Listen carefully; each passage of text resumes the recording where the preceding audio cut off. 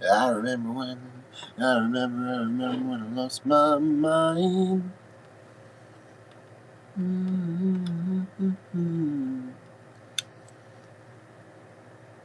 You do my,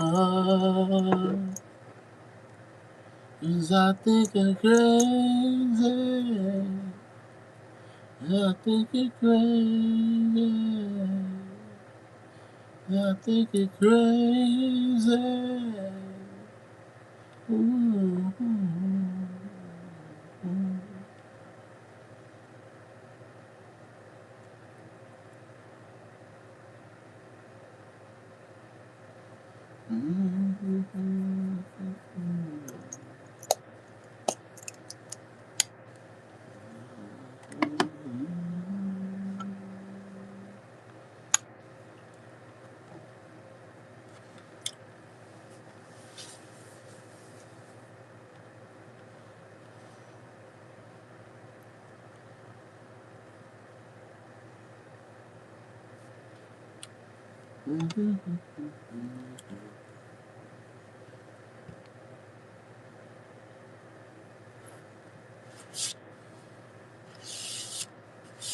Shoot, I'm not gonna rap this. I got so many songs, and I'm gonna do a collab with like some people.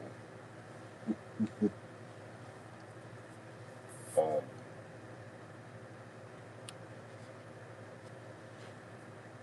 I went fishing, my bitch been bitching. I don't give a fuck what a hoe say. Is she mad? Got it? The stove coming back with the rose? Okay. Oh, she really mad? Gotta go back with the Jose? No way. She can talk that shit. I don't give a fuck what a hoe say. I'm gonna ride with my guys, flying hella high. We don't use no planes. Yeah, I went fishing. My bitch been bitching. I don't give a fuck what a hoe say. I went fishing. My bitch been bitching. Your nigga been tripping because he been snitching. Run up in his house, put that gun up in his mouth, kill that nigga on his couch if that ever gonna know.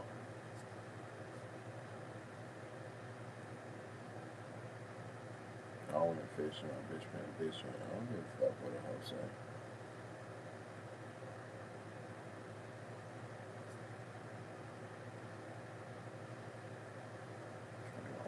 You ever have trouble opening up a backwood?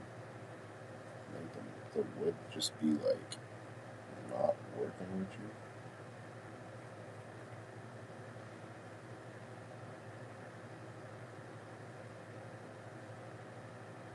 Like I be having issues when I try to open up a backwood, man.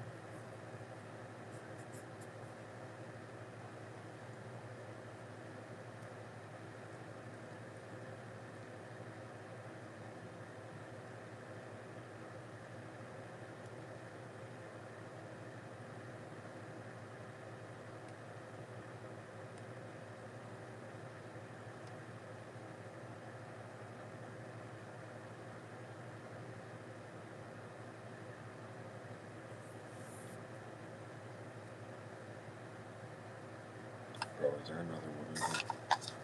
No, this is not my last one. I haven't fucked up at this point.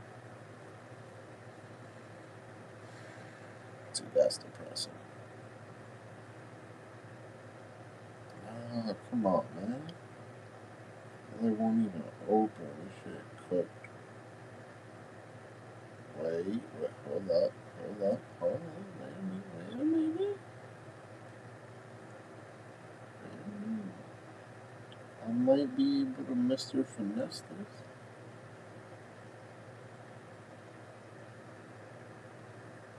I'm really happy that you're proud to be part of the LGBTQ community. It's all love everywhere. Mr. KCCOON6985.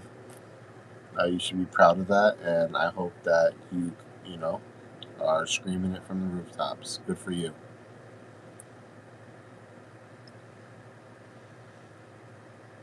You know, I'm happy we live in an age where people like yourself can openly just come out to the public, to the world, you should feel safe and feel happy doing so. So congratulations for that, and good job, KCCOON.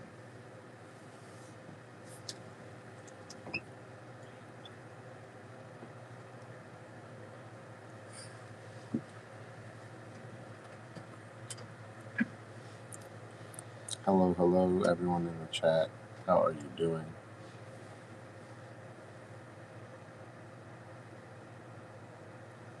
Let's keep it kind and respectful because I will clap back.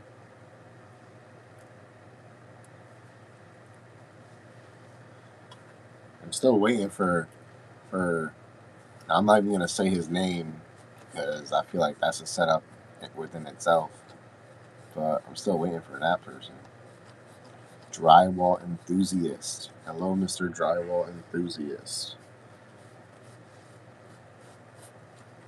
I'm assuming you do things with drywall, and I hope that you're good with it, because that would then make you an enthusiast.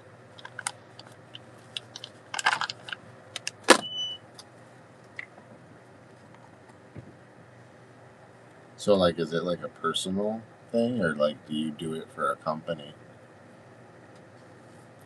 Like, if you work with drywall, is it like your own company, or is it like a big corporation?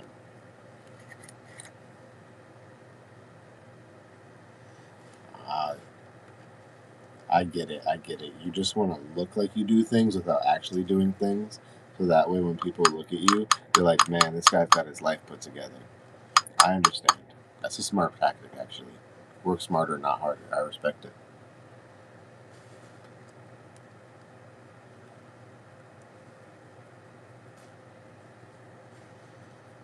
If you've never done drywall, why did you pick the name?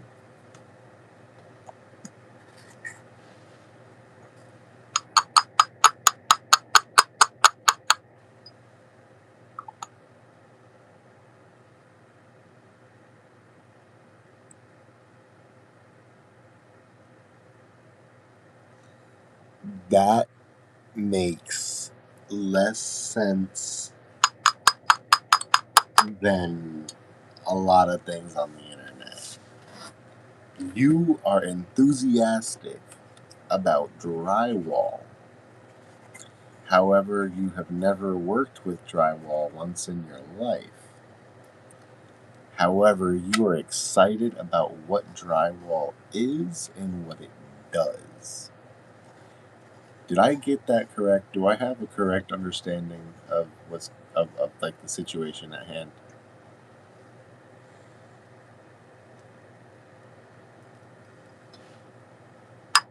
Okay. Okay. There needs to be a movie about you like Edward Scissorhands.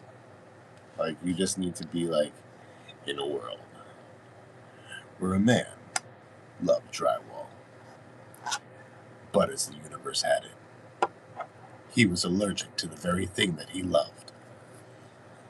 He looked at it from afar, but never able to work with it. If he inhaled the dust, it would kill him. He could only touch the painted surface. He was the drywaller.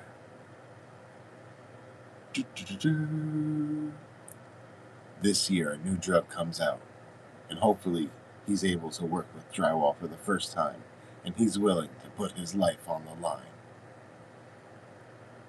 I'll finally be able to accomplish my dream.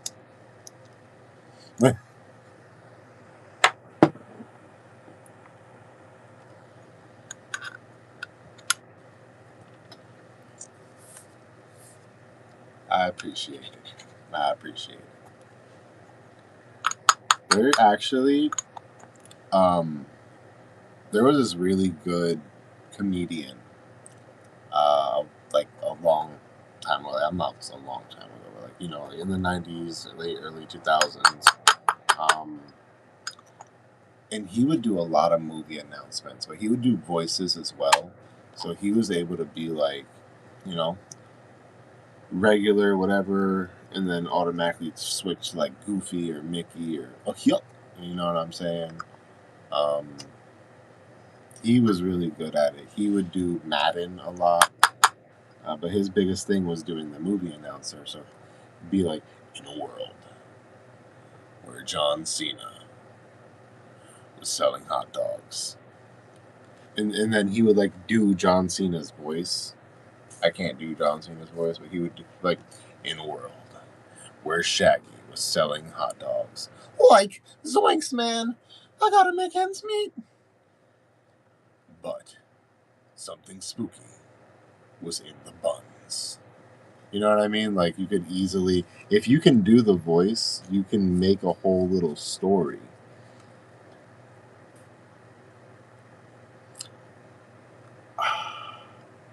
All right, I'm gonna be real with you. If you go on YouTube and you look up comedian does John Madden voice, he's like a chunky white dude. You'd probably be able to find him fairly easily. The videos are going to be like older, grainy, because they're like, they're not new. And I don't think he does it anymore. But if you look up comedian does John Madden voice, you should be able to find him. Because, like, he can do all of the voices. There's also another dude I watch on Disney. I watch on YouTube where he goes to Disney. That one I watch a lot too, with like the family and stuff. He can do all the Disney character voices, like every single one to a T. That one's pretty cool. He is, again, if you look up like guy does Disney voices at Disney, he's like the only guy that does it at Disney, and he's also pretty good. You just have to have the confidence, though. Like, I'm not gonna lie, I do a pretty good Shaggy, Scooby. I can do a couple, like, hey Peter. I can do like a couple decent ones, but it really takes the confidence to do all that in front of people consistently and just have fun with it to be able to make like a career or something out of it like that.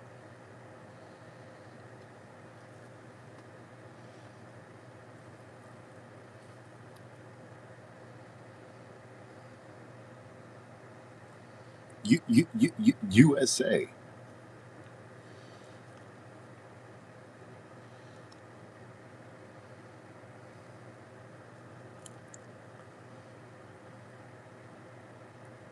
Although my location should be turned on, I'll be able to see that one if you just look at the thing.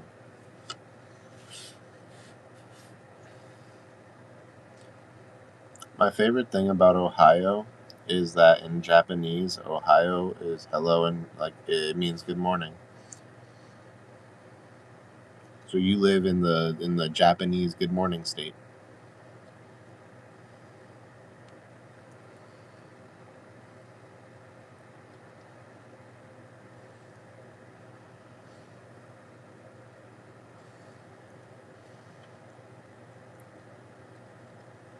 You think I'm joking? If you go to Japan and you like wake up in the morning, you will be very surprised. They'll be like, Ohio, Ohio, Ohio gozaimasu.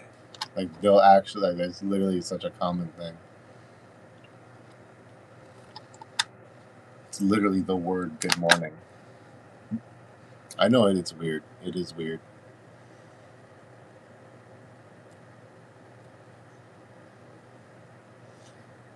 A funny one, namaste.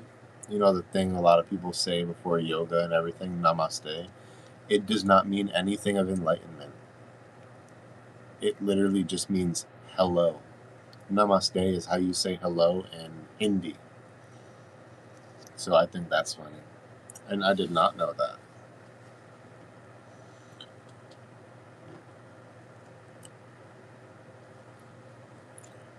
Do you think we went to the moon? That's Neil Armstrong, right? So do you think Neil Armstrong actually went to the moon?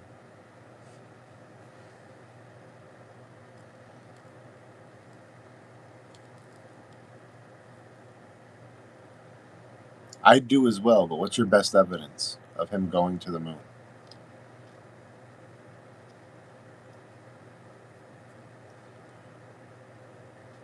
Like if a flat earther was coming from the left field saying like, prove it. How can you prove he went to the moon? How would you prove it?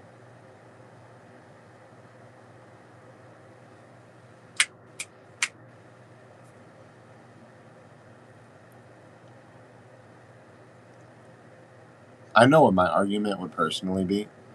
My personal argument, okay, prove that we went to the moon. Easy.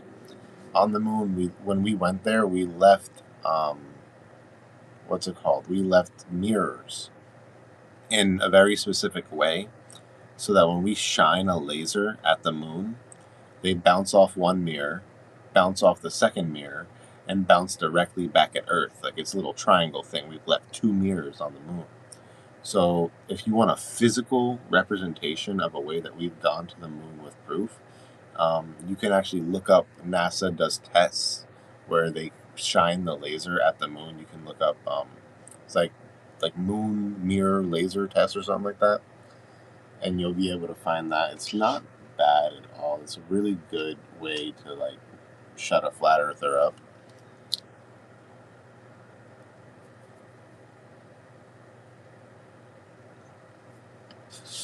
But that would be my personal proof.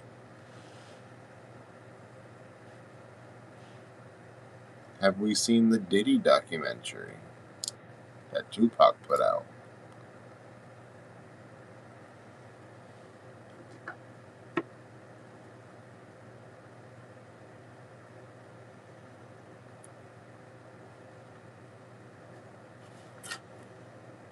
Well, if you want to know who killed Biggie and who killed Tupac, you should watch that documentary.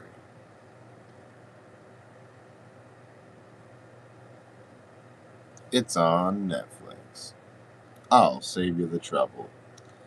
It was Diddy. Essentially, Tupac found out, or I should say, 50 Cent found out that um, Diddy was the one who also hired the hit on, like, him, on 50 Cent. And then that's kind of the reason for all the pettiness. And in finding that out, he also found out who pulled the hit on Tupac and Diddy. And basically, what he said was Diddy wanted to control Tupac and Biggie and their music. And what ended up happening was they became more friends than anything. And he didn't like that. He didn't like that they were more buddy buddy than him. So he created beef where there was none. He made issues where there was none. Excuse me. My apologies. He made beef where there was none. He, fueled the fire basically. And then he forced Biggie to go to LA when he was barred from going by gangs. And he said, I don't care what they said. I don't care if they said they're going to shoot you. I want you to go. They were supposed to get on a flight to England. And Diddy said, nope, you're not allowed to go, Biggie. You got to stay here. And then Biggie got shot up. And basically the same thing happened to Tupac, like almost verbatim. And, the guy who actually pulled the trigger came out and, said who paid him. And he said Diddy paid him. But Diddy did not pay him the full amount. He only paid him, 1 million instead of 2 because he was apparently also supposed to kill Suge Knight. And because he did not kill Suge Knight as well, he did not get the full amount, which made him petty and made him happy to go talk to 50 Cent and give up the information, which is wild. I admit to a murder because the guy who was supposed to pay me didn't pay me correctly. That's why, I highly suggest you watch the 50 Cent documentary if you um, want to find some wild stuff out.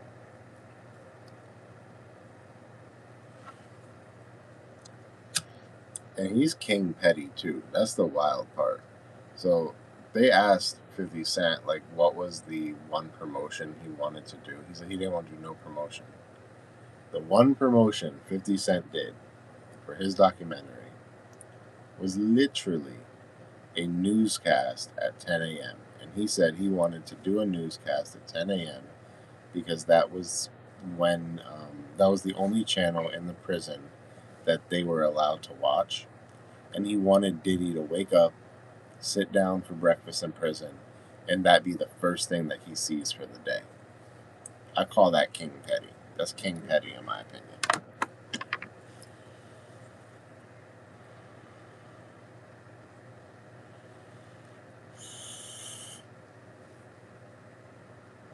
And I don't know if anyone else is excited about Fetty Wap getting out of prison. But Fetty Wap getting out of prison is pretty awesome, if you ask me. He's been in prison for what, almost 8 years, something like that. And now Fetty Wap is out again. Hopefully, he don't make the same mistakes that he did before with the same people that got him put in prison. But the fact that he is, a free man again is pretty awesome, especially because the dude got kids, and them kids deserve to be around their daddy, and that's a pretty good thing for them as well.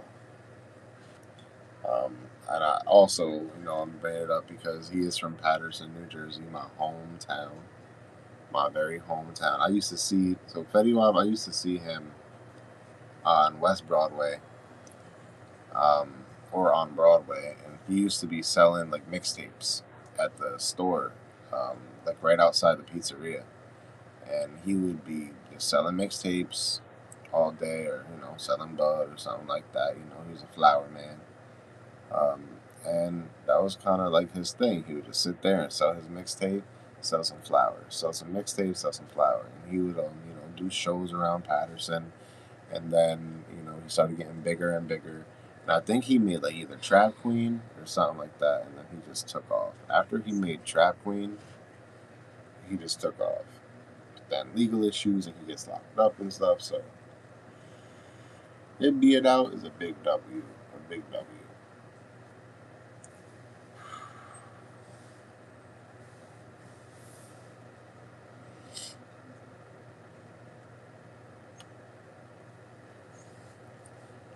Thank you for tuning in to the Friday Night Live. I do want to do more of these, and I am making more of them. So, go check out the last couple. Go check out the music video that I just put out. I got a lyric video, also got the regular music video. I have a whole bunch of stuff that I just put out. So definitely go check all that out. Yeah, same for me, and I got stuff to do tomorrow. That's what I'm saying. It's just I like to do a little short little episode every now and again. So definitely check out some of the other stuff. Check out my other videos, my music videos. I got a whole bunch of stuff to check out, a whole bunch of content. So like, share, subscribe. Check that bell so you get the notifications when I go live. I go live multiple times a week. Basically, whenever I get the chance, I like to sit down and go live, whether it's this podcast style or whether it is a full-on video style. I do a lot of videos. I do a lot of weird stuff. I do a lot of like story times, dirty bong rips. I do a lot of stuff. I make my own edibles. I've done my own dab press. Go check it out. I got a lot of content, a lot of different stuff over here. We stay rolling, always doing different stuff. Never like to stay stagnant. Never like to do the same thing too long. All about progression. So definitely check it out. Check out the other stuff. Thank you for tuning in tonight. Heavily appreciate it. And I hope you guys tune in next time when I do go live. I always love having you guys come. So definitely have a great night. And stay lit. Stay rolling.